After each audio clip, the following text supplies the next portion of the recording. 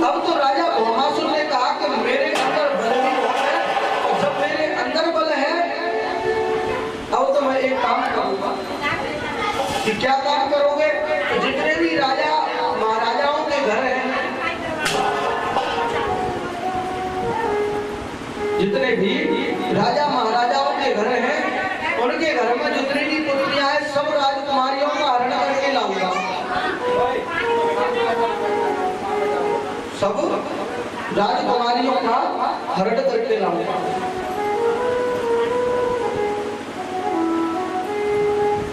भैया कहाँ छोड़े आएंगे?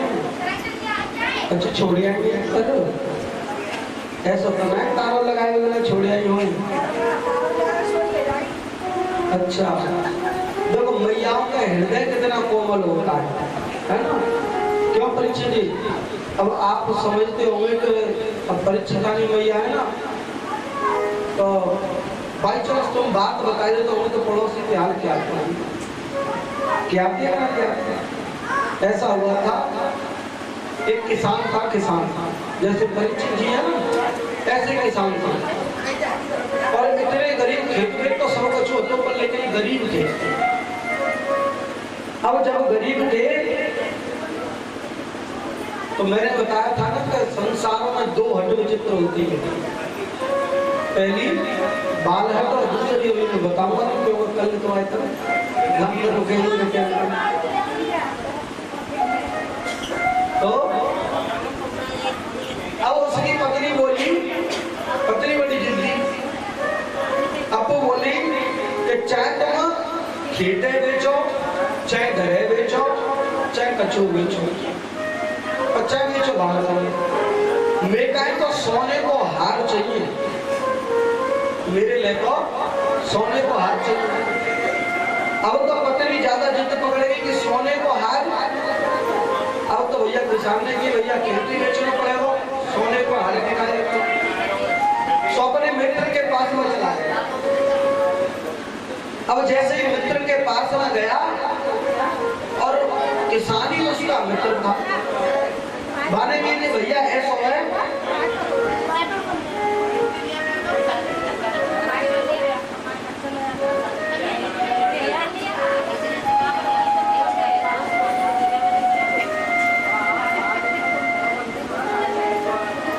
कि भैया ऐसा है कि आज एक बात रहेगी कि आज हमारी पत्नी ने कही है कि चाहे तुम घरे बेचो, चाहे खेते बेचो, चाहे कछुए बेचो, पर लेकिन आज सोने को हार चाहिए, चाहे कछुए मेरे अपने परीक्षित जी ध्यान ना दे रहे। देखो मैं हूँ बड़ी दास मुसवा काम करे वो भूखा पड़ा।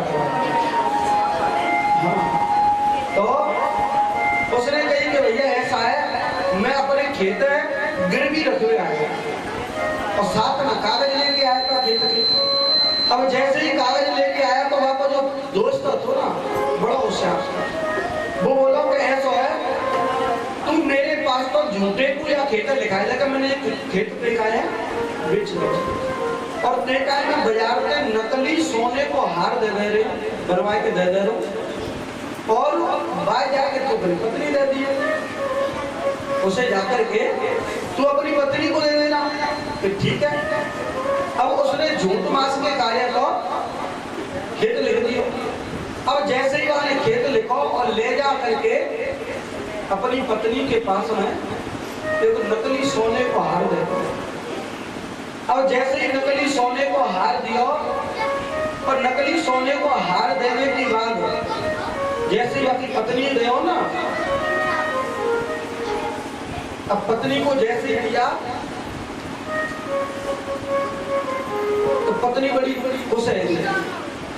तो परीक्षित जी जैसे तुम बाजार से कुछ बनवा के लाओ सोने को या चांदी को, और परीक्षिता ने मैया अचानक ला के दे दो कि लो मैं आज तुम्हारे के लिए सोने को लेके आएगा, तो खुश है जाएंगे नहीं जाएंगे।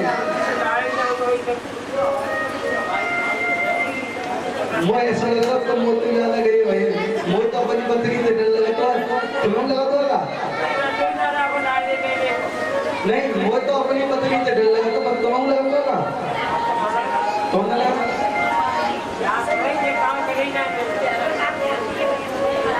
तो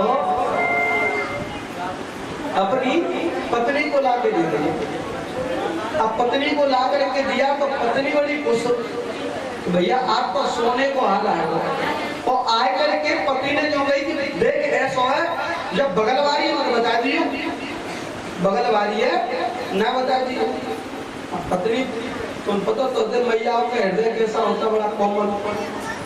अब तो सोने को हाथ तो लग लो पर, लेकिन सबन से पहले वहां बगलवारी रीमा दे के, अब रीमा ते कही सो रीमा ने, सीमा ते कही सीमा ने, टीना ते कही टीना ते कही, बात फैल गई पूरे गांव में। अब जैसे ही बात फैल गई और वही बात पहुंच गई कौन के पास, चोर के पास, कि भैया किसान के घर में तो सोने को हार आया। अच्छा कछु है चोरी करे तो जानो ही जानो। जब चोरी करने जाना है तो रात्रि को किसान और किसान की पत्नी सो रही थी और रात्रि में ही चोर आए। तो चोर तो पहले देख लेंगे कि यहाँ जो सामान रखो यहाँ पे उठा के ले जाओ। तो वो किसान की पत्नी हटकाई। तो पहले जमाने में जब सोना रखते ना किसान रखते तो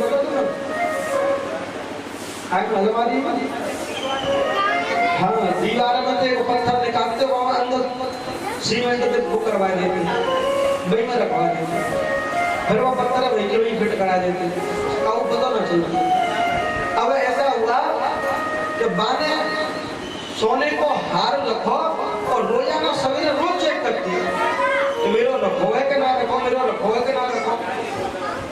अब तो रोजाना चेक करती। एक दिन काम है, चोर तो रात को चोरी करके ले गए और जैसे ही सवेरे चेक करने पहुंची, अब्बा मैं सोने को हाथ कहने लगी, अरे निपू तो ले वो, अरे छाती को बड़ा ले वो, अब तो मेरे सोने के हाथ ले। और तो रोने लगे। अब जैसे ही रोने लगे इतनी देर में किसान ने पूछी, भाई काय क्यों रो रही है? अरे मेरे सोने के हारे ले वो, मेरे सोने के हारे ले वो। तो सोने के हारे ले वो कौन से कि तुम बनवा के लाए काहे? तो किसान ने बोली, पागल तू जहाँ रो रही है तेरे चोर मार रो रही है। क्यों? क्योंकि सोने को हाथ धोनी निकली हाथ है ना। तब चोर कहाँ रो रहे होंगे महाराज? बात समझ में आई क्या? चोर कहाँ रो रहे होंगे? हाँ अब ऐसा तुम मत कर दियो, नकली लाके दे देंगे। हाँ बोलिए आनंद कंद भगवान की जय। अब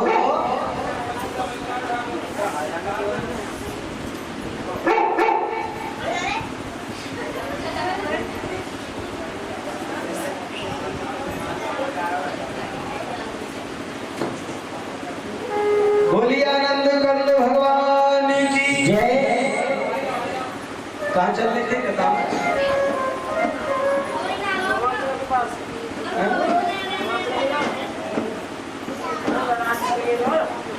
के पास हाँ भौमासुर के पास।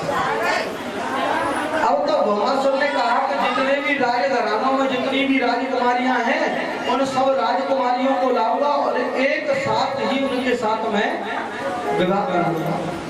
जब तक ये 16,100 नहीं हो जाती जब तक मैं एक साथ में विवाह नहीं करूंगा। भगवान के पास में सूचना भिजवा दी और जैसे ही भगवान के पास में सूचना गई तो भगवान ने कहा कि भैया इनको बचाना तो है। तो भगवान ने सत्यभामा को साथ में लेकर के गए तो भौमासुर के पास में पहुंच गए। अब जैसे ही भौमासुर के पास में पहुंच गए तो भौमासुर से बड़ा विचित्र युद्ध छिड़ गया।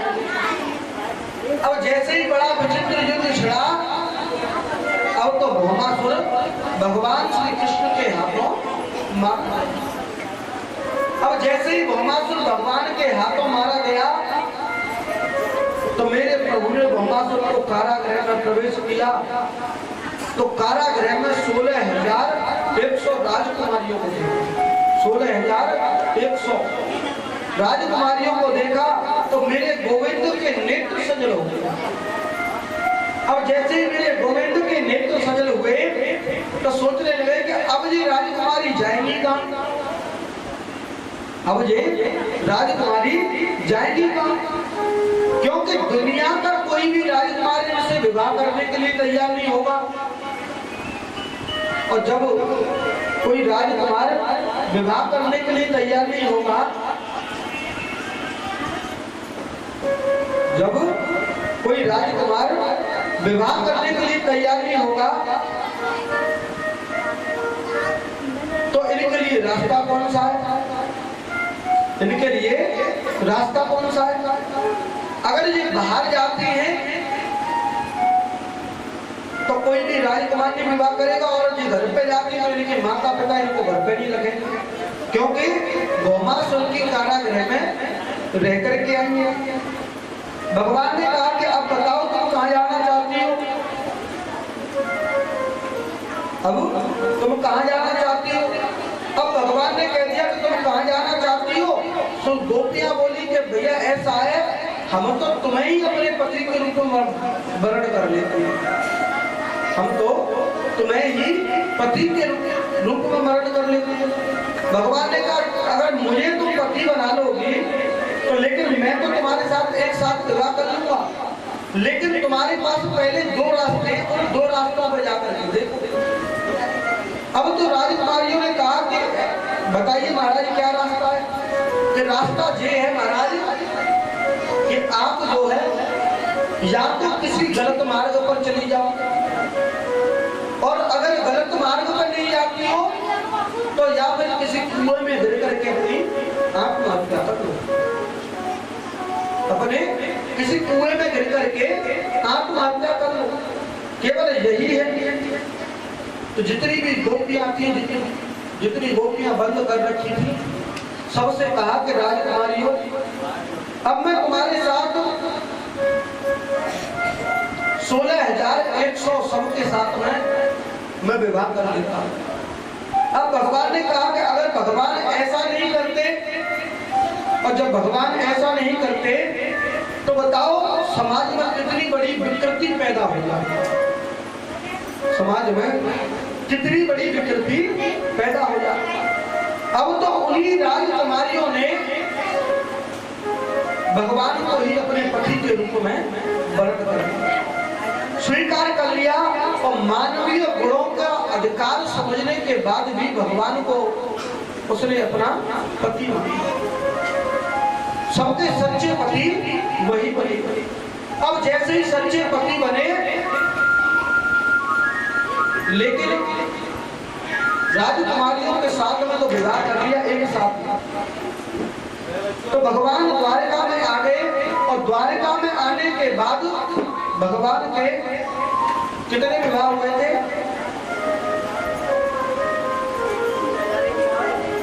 16,108। तो भगवान के जो 16,108 विवाह हुए थे, क्या ये हकीकत के विवाह थे या वैसे ही थे?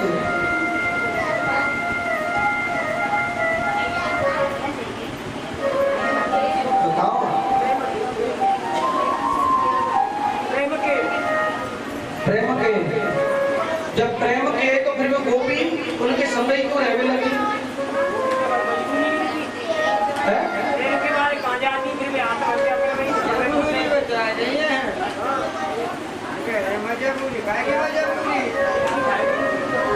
जो भगवान के 16,108 विवाह हुए थे, इसका मतलब ये नहीं है कि भगवान ने 16,108 रानियों के साथ उन्होंने विवाह किया था, विवाह नहीं किया था।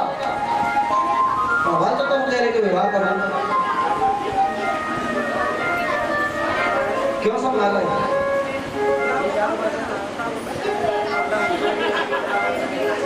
अभी आप कह रहे जब विवाह करा तो उन्हीं के साथ रखिए, कह रहे कि नहीं कह रही है? अब मैं बताऊं तो विवाह करे कि ना करे है। तो भगवान के 16,108 जो विवाह हुए थे, इसका मतलब ये होता है कि वेद के 3 कांड होते हैं, वेद के 3 कांड होते हैं, एक कर्म कांड, एक उपासना कांड, और तीसरा होता है एक कर्म कांड, उपासना कांड और वेद कांड। ये 3 कांड होते हैं, और 3 कांडों के जितने भी मंत्र होते हैं ना, 3 कांडों के जितने भी मंत्र हैं, वही मंत्रों की ही गोपियां बन गई थी। उन मंत्रों की गोपियां बन गई थी। जब उन मंत्रों की गोपियां बन गई तो परमात्मा के समीप चले जाना, क्योंकि बिना परमात्मा के वो मंत्र भी नहीं लिख सकते। क्योंकि जितने भी वेद के तीनों कांडों के जो मंत्र थे वो उन्हीं वेदों की गोपियां बनी थी, हकीकत में विवाह नहीं। लेकिन परमात्मा के समीप चले जाना, परमात्मा के समीप चले जाना, जैसे ही परमात्मा के पास में जाते हैं तो जो उपासना कांड है उसका यही मतलब है कि जितनी भी गोपियां थी वो परमात्मा को उन्होंने अपने मन से चाहा। जब मन से चाहा तो परमात्मा ने कह दिया कि तुम तो मुझे अपने पति के रूप में स्वीकार कर लो, तुम तो अपने पति के रूप में स्वीकार कर लो। और जो 100 प्रकार के उपनिषद थे ना, 100 प्रकार के जो उपनिषद थे,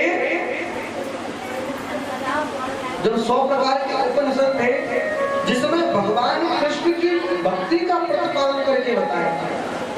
जब भगवान की भक्ति का प्रतिपादन करके बताया तो जो 8 विवाह हुए थे ना, 16,108 जो 8 विवाह वो भक्ति की थी जब उन्होंने विवाह किए।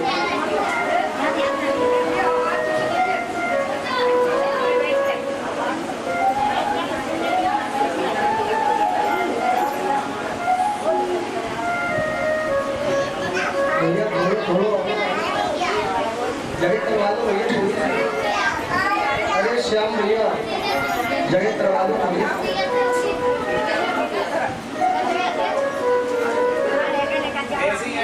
सेट हो जा भीतर बच्चा